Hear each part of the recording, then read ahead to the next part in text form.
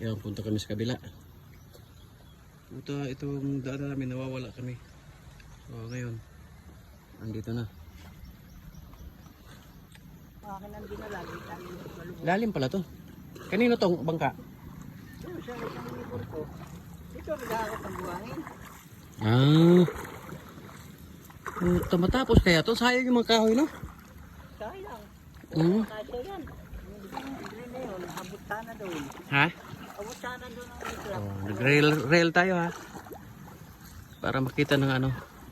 Ito ba sinabi ko pa yung ano, kuryente? Diretso yan doon. Diretso yan doon. Hanggang maasin yan. Maasin? Oo, yan ang national eh. Ayan o. Magrapapampa muna tayo dito. Bud! Takay bangka. Andun yung mga bata doon sa ano, bahay. Sa inyo.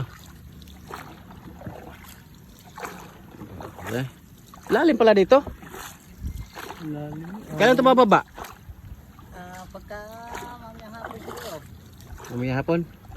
Pero pagka tao hanggang doon sa may git ko. Ang ganda dito, no? Pero pag bagyo, bumaha yan, bandas yan dyan lahat kalsada. Oo, itong dito. Dalaanan. Yung atin hindi. Oo. Ayan. Oh, malapit na kami. Lapit lang pala. Ayan. Yung ba yung bagong ano, bangka?